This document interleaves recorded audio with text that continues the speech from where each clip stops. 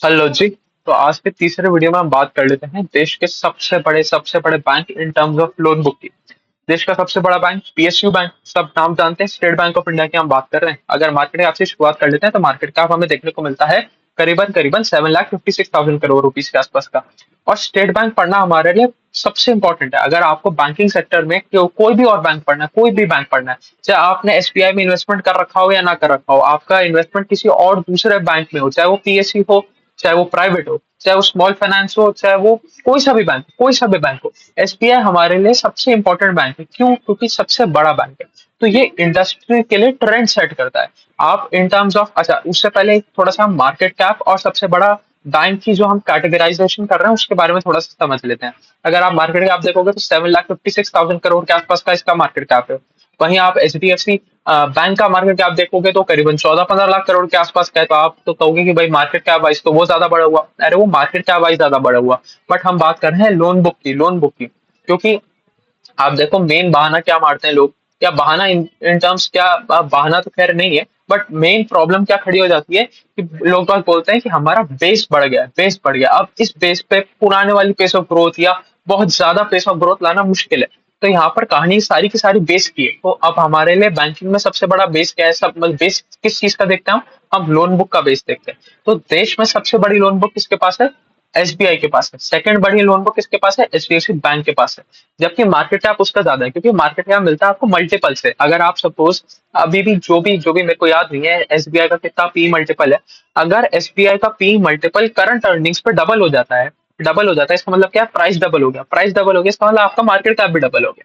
तो अगर P double कर जाता है तो मार्केट कैप भी डबल हो जाएगा। अगर पी 4 गुना हो गया तो मार्केट कैप भी 4 गुना हो गया। तो इससे कोई कोई मतलब नहीं बनता हमें मार्केट कैप से। हमें मतलब था, हमें सिर्फ और सिर्फ मतलब था लोन बुक की साइज से। तो लोन बुक का साइज एसबीआई का सबसे बड़ा है। अगर मैं बात करूं एचडीएफसी बैंक के मुकाबले, एचडीएफसी बैंक का मार्केट कैप डबल है, बट उसका लोन बुक साइज है करीबन 25-26 लाख करोड़ रुपए के आसपास का। वहीं एसबीआई का जो लोन बुक साइज है वो करीबन है 37-38 लाख करोड़ रुपीज के आसपास का। वो हम आगे चल के देख ही लेंगे एग्जैक्ट फिगर्स क्या आ रहे हैं, है ना। तो हमें इसको मार्केट कैप के टर्म्स पे इस चीज से बिल्कुल भी कंफ्यूज नहीं होना है कि भाई मार्केट कैप तो उसका ज्यादा है तो हमने सबसे बड़ा एसबीआई कैसे बोल दिया। अरे हमें देख रहे हैं, हम बात कर रहे हैं बेस की। सब लोग यही तो कहते हैं कि हमारा बेस बढ़ गया, अब हमारी ग्रोथ रेट धीरे धीरे नीचे आ रही है। पहले हम 35% से ग्रो कर पा रहे थे, अब हमारा बेस बढ़ गया, अब हम 15% से ग्रो करेंगे। तो सारी कहानी बेस की थी। और बैंकिंग में बेस की सिर्फ और सिर्फ कहानी होती है लोन बुक में। तो हम देख रहे हैं लोन बुक के हिसाब से सबसे बड़ा बैंक कौन है, और वो है एसबीआई। तो एसबीआई का फिगर हमारे लिए क्या है? एसबीआई पूरी इंडस्ट्री का ट्रेंड सेट कर देगा। अगर आपका सबसे बड़ा बेस वाला बैंक एक्स रेट पे ग्रो कर रहा है तो आपको एक्स प्लस समथिंग पे ही ग्रो करना पड़ेगा, क्योंकि आपकी लोन बुक तो उससे छोटी है। अगर आपकी लोन बुक छोटी है तो आप बेस का बहाना नहीं मार सकते कि भाई हमारा बेस बढ़ रहा है, बेस बढ़ रहा है। अरे बेस बढ़ रहा है तो क्या हुआ? उसकी लोन बुक देखो, वो तो सबसे बड़ा बैठा है, उसकी लोन बुक आपसे ज्यादा रेट पे ग्रो कर रही है। तो मैं आपके अंदर इन्वेस्ट क्यों करूं, है ना। क्योंकि हमें ये तो मतलब ही नहीं है ना कि आपका मार्केट कैप कितना है, कि आप स्मॉल कैप हो, मिड कैप हो, लार्ज कैप हो। उससे हमें कोई मतलब नहीं है। हमें देखना है सिर्फ और सिर्फ ग्रोथ। अगर लार्ज कैप में ग्रोथ आ रही है बहुत बढ़िया स्टॉक है, अगर स्मॉल कैप में भी ग्रोथ नहीं आ रही है तो वो बहुत घटिया स्टॉक है ना। तो ये बता देगा कि पूरी पूरी पूरी की पूरी इंडस्ट्री, जो हम ऐसे बात करते हैं ना कि सपोज केमिकल इंडस्ट्री कितनी रेट पे ग्रो कर रही है, आईटी सेक्टर हमारा कितनी रेट पे ग्रो कर रहा है, सिगरेट इंडस्ट्री कितनी रेट पे ग्रो कर रही है। ऐसी जो बैंकिंग में पापा माने ना, तो बैंकिंग का पापा एसबीआई और एचडीएफसी, ये दोनों जिस रेट पे ग्रो कर रहे हैं वो पूरी इंडस्ट्री के लिए ट्रेंड दिखाता है कि भाई आपको एटलीस्ट इस रेट पे तो ग्रो करना ही करना है। अगर आप इससे कम रेट पे ग्रो कर रहे हो, इससे कम रेट पे ग्रो कर रहे हो, तो आप अपना मार्केट शेयर धीरे धीरे धीरे धीरे लूज कर, है ना। क्योंकि इतनी आप ये तो बहाना मार ही नहीं सकते, इनकी तो लोन बुक आपसे बहुत ज्यादा बड़ी है। अगर आप सपोज कोई छोटा सा बैंक देखते हो, जैसे मेरे को शायद सीएसबी बैंक किया था हमने, सीएसबी बैंक का ग्रोथ रेट शायद खास नहीं रहा था, मेरे को एग्जैक्टली याद नहीं है, आपको चेक करना पड़ेगा। बट फॉर सपोज मान लेते हैं कि सीएसबी बैंक का ग्रोथ, चलो पीएनबी पकड़ लेते हैं, पीएनबी का तो पता ही है हमें कि पीएनबी में 10-11% के आसपास का ग्रोथ आ रहा है। अगर आप समझो अब पीएनबी पीएनबी ये तो बहाना मार नहीं सकता ना कि मेरा बेस बहुत बढ़ गया। अरे तुम्हारे से बड़ा बेस लेके एसबीआई बैठा है ना। तो अगर एसबीआई एक्स अमाउंट का ग्रोथ दिखा रहा है और आप उससे कम अमाउंट का ग्रोथ दिखा रहे हो, तो फिर आप ही में दिक्कत है ना। क्योंकि बेस का तो अब यहाँ पर इशू है ही नहीं। तो वो आपकी इनएफिशिएंसी है, आप में दिक्कत है कि आप अपनी लोन बुक को तेज पेस पे ग्रो नहीं कर पा रहे। इसलिए एचडीएफसी का रिजल्ट देखना बहुत ही इंपॉर्टेंट है। और दूसरी चीज, एसबीआई पूरी कंट्री में फैला हुआ है, तो एसबीआई से हमें पता भी चल जाता है कहाँ कोई दिक्कत आ रही है, या फिर और कोई इशू आ रहा है, या फिर कौन कौन से हमारे पॉकेट्स अच्छा कर रहे हैं, क्या हमारे सदर्न स्टेट्स अच्छा कर रहे हैं, या कोई स्पेसिफिक सेगमेंट अच्छा कर रहा है, वो वाली चीजें भी हमें एसपीआई से पता चल जाती है। तो बैंकिंग सेक्टर में अगर मोस्ट इंपॉर्टेंट रिजल्ट कोई है आपकी इन्वेस्ट करी हुई कंपनी के अलावा, तो वो हो गया एसबीआई। चलिए बहुत कहानी हो गई, अब एसबीआई के ऊपर आ जाते हैं। एसबीआई क्या करता है? अगर एसबीआई की लोन बुक ग्रोथ की बात करें तो एसबीआई का लोन बुक ग्रोथ है 15.4% ऑन अ वाई लेवल। तो अगर कोई भी दूसरा बैंक 15% से कम रेट पे ग्रो कर रहा है तो वो मार्केट शेयर लूज कर रहा है, और उसको हमें कोई बहाना सुनने की जरूरत ही नहीं, अनलेस अनटिल वहां पर कुछ ना कुछ ट्रांसफॉर्मेशन हो रहा हो कि भाई हमने हमारा पूरा का पूरा पुराना बुक राइट ऑफ कर दिया, अब हम वापस नए से चालू कर रहे हैं, हमने अपना कॉर्पोरेट डिवीजन बंद कर दिया या रिटेल डिवीजन बंद कर दिया, कुछ भी एनी एक्सवाइजेड चीज हो गई, या हम अपना टेक ट्रांसफॉर्मेशन लेके जा रहे हैं, तो वो एक एक छोटे छोटे टाइम पीरियड के लिए होगा, वो एक दो क्वार्टर के लिए होगा। ऐसा तो है नहीं ना कि 10 साल से हमारी टेक ट्रांसफॉर्मेशन ही चल रहा है। तो अगर कोई कंपनी एकदम स्पेसिफिक रीजन लेके आती है हमारे पास कि भैया हमारा इस क्वार्टर में इस वजह से थोड़ा सा लोन बुक जो पेस था वो अफेक्टेड रहा लोन बुक ग्रोथ का, तो समझ में आती है बात। अगर बट वो बहुत लंबे टाइम से 15% से नीचे डिलीवर कर रहा है, तो इसका मतलब उसमें दिक्कत है, वो हमारे लिए अच्छा कंपनी नहीं है।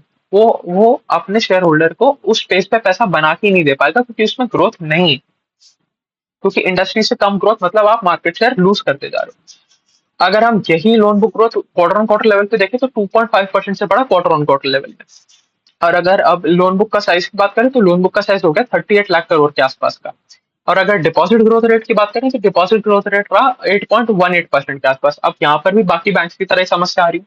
क्या समस्या है कि हमारा जो लोन बुक ग्रोथ है वो ज्यादा है एज कम्पेयर टू हमारा डिपॉजिट ग्रोथ।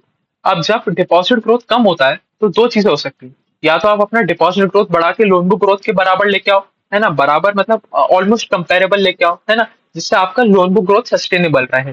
नहीं तो क्या होगा, आपका डिपॉजिट ग्रोथ अगर नीचे ही रहा तो धीरे धीरे आपका लोन बुक ग्रोथ भी इक्विवेलेंट आ जाएगा आपके आपके डिपॉजिट ग्रोथ रेट से। तो दोनों को एक ना एक दिन तो मिलना ही है। अब देखना पड़ेगा कौन सा किस डायरेक्शन में जाता है, क्या लोन बुक ग्रोथ नीचे आता है या डिपॉजिट ग्रोथ रेट ऊपर जाता है ना। अगर हम फाइनली पैट की बात करें तो पैट कंपनी का बड़ा 0.9% ऑन अ वाई लेवल। तो कुछ कुछ ग्रोथ ही नहीं है, 1% आप वाई लेवल पे बात कर रहे हो, तो कुछ कुछ खास किया नहीं कंपनी ने। अगर लोन बुक सेगमेंटेशन की बात करें तो हम दो मेन सेगमेंट में कंपनी की लोन बुक को डिवाइड कर सकते हैं। एक तो हमारा हो गया इंटरनेशनल बिजनेस, और एक हो गया हमारा डोमेस्टिक बिजनेस। डोमेस्टिक बिजनेस यहाँ पर भी मेजर पोर्शन है, 85% जो भी लोन जाते हैं वो हमारे डोमेस्टिक डिवीजन में जाते हैं, 15% लोन हमारा इंटरनेशनल बिजनेस में जाता है।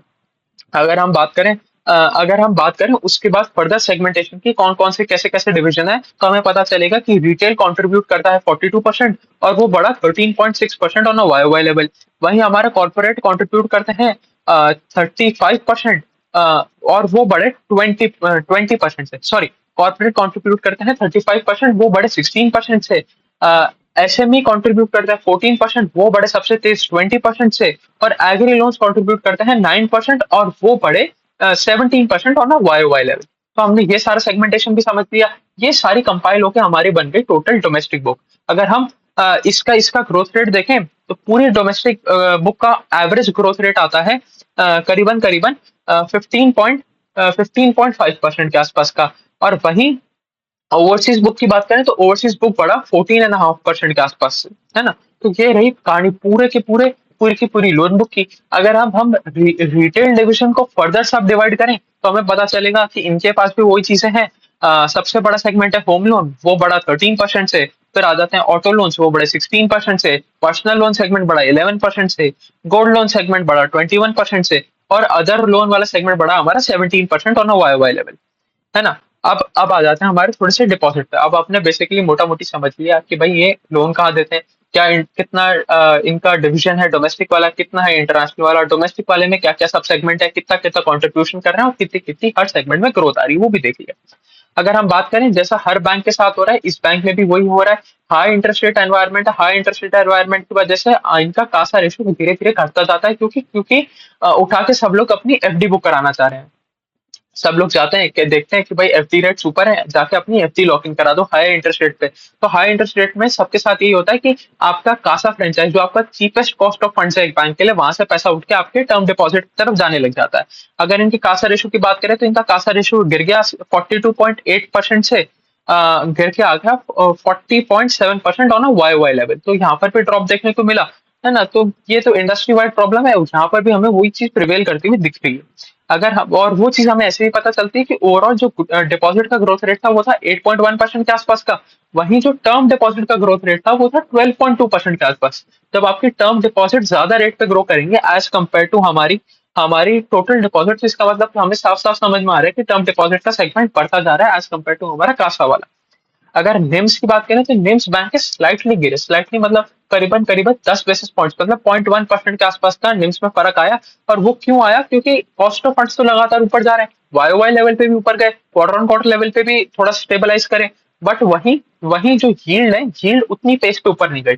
बट इन्होंने इन्होंने अपने निम्स को कैसे लिया कि जितने पेस पे इनका कॉस्ट ऑफ फंड्स ऊपर गया था, ऑलमोस्ट ऑलमोस्ट उतने ही पेस पे ये अपनी यील्ड्स भी ऊपर लेके गए। यील्ड्स क्या है?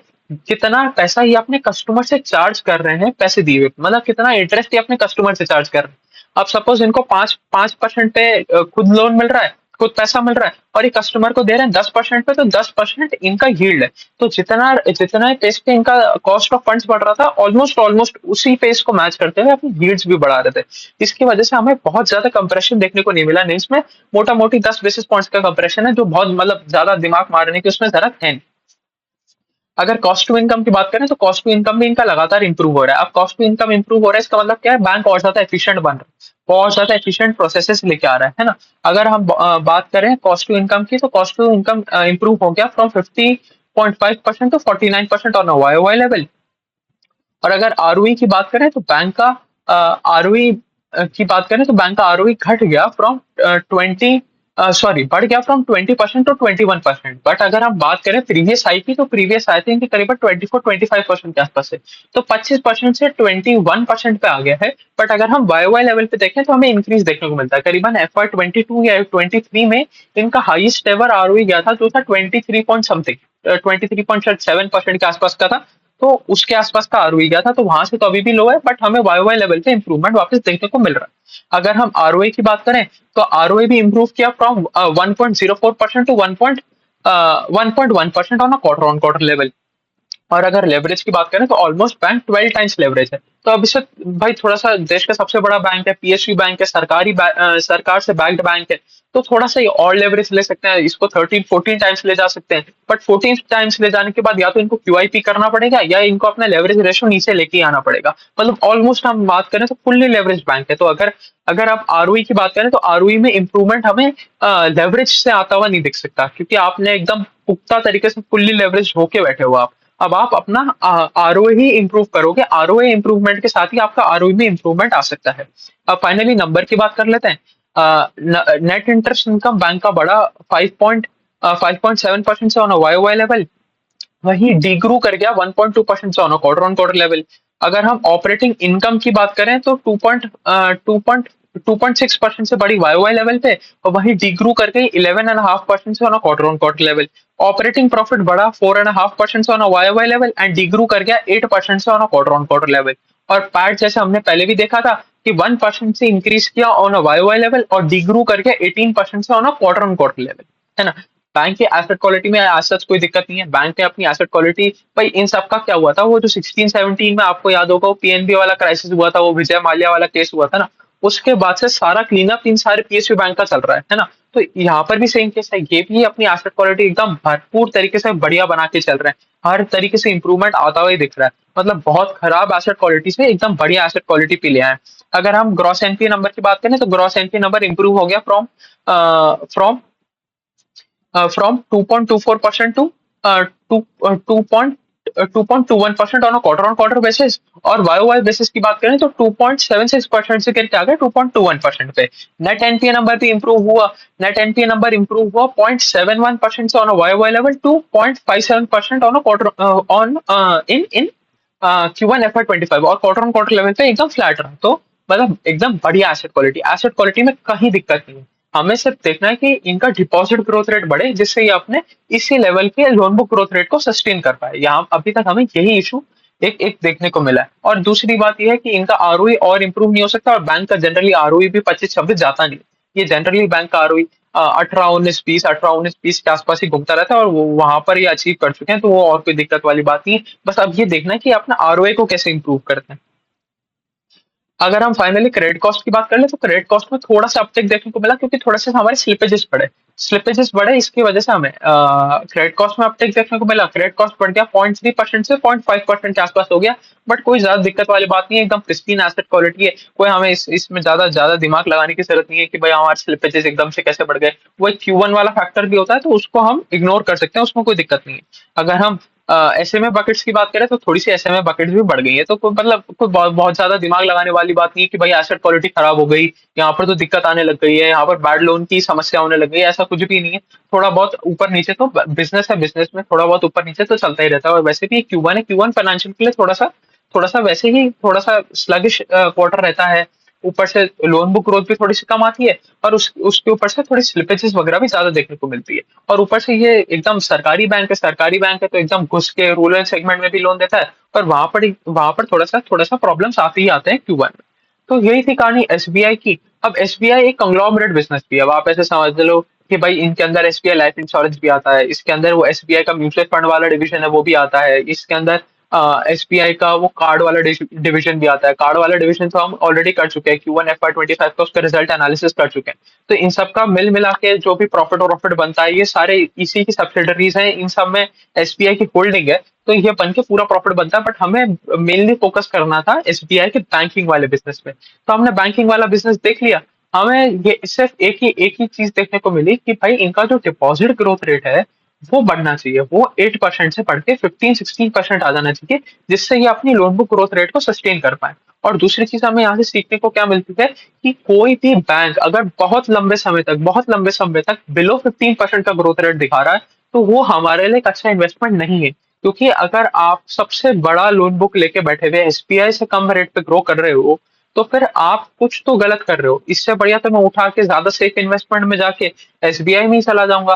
फिर मैं आपके पीछे क्यों पढ़ूं? अगर मैं सपोज कोई 10,000 करोड़ का एक बैंक उठाता हूँ, आज एसबीआई का मार्केट कैप हमने देखा 7 से 7.5 लाख करोड़ के आसपास का था, और हम सपोज समझ लेते हैं कोई 7,500 करोड़ का बैंक उठा लेते हैं, तो ऑलमोस्ट ऑलमोस्ट क्या 100 टाइम्स बड़ा बैंक है मार्केट कैप बेसिस पे एसबीआई। तो मैं आपसे 100 टाइम्स छोटा बैंक पे क्यों पैसा लगाऊं अगर उसकी भी growth rate, loan book growth rate less than 15% है? तो फिर तो मैं उठा के क्यों माथा फोड़ी करूंगा? मैं देश के सबसे बड़े बैंक में जाके पैसा लगा दूंगा, वो तो गवर्नमेंट बैंक भी है ना? तो इस तरीके से हमें चीजें देखनी है। अगर अगर मैनेजमेंट की कोई भी दूसरे बैंक का मैनेजमेंट कहता है कि भाई हमारी ग्रोथ रेट रहेगी, गाइडेंस है हमारी 12% ग्रोथ रेट की, तो आपको उनसे पूछना चाहिए कि भैया अगर आप अपने ये बहानेबाजी क्यों कर रहे हो, जब देश का सबसे बड़ा बैंक जिसकी सबसे बड़ा साइज ऑफ लोन बुक है, वो अपना लोन बुक का ग्रोथ रेट रख रहा है 15-16% के आसपास का, तो फिर आप 12% क्यों कर रहे हो? आपको क्या दिक्कतें आ रही हैं? फिर आपकी क्या कमियां हैं? आप उनको कैसे इंप्रूव करोगे? क्या उनको इंप्रूव करने के लिए आपके पास कोई गाइडेंस है? कोई इंप्रूवमेंट का कोई आपके पास प्लान है? कोई पुख्ता पुख्ता ठोस विचार करके बैठो आप उसके ऊपर कि भाई हम ऐसे ऐसे चीजों को इंप्रूव करेंगे, तो आपको उसमें इन्वेस्ट करना है। बट अगर कोई ऐसे बहुत लंबे समय तक, भाई पिछले 3 साल से हमारी ग्रोथ रेट नहीं है, 3 साल छोड़ो, 3 क्वार्टर से भी हमारी ग्रोथ रेट बिलो 15% है, तो कोई अच्छा इन्वेस्टमेंट नहीं रहेगा हमारे लिए। चलिए, अभी के लिए इतना ही रखते हैं। एक आधा वीडियो और बनेगा तो बना के आज अपलोड कर ही देंगे, एक आधे और बैंकों के एनालिसिस कर लेंगे। अभी के लिए इतना ही रखते हैं। Thank you.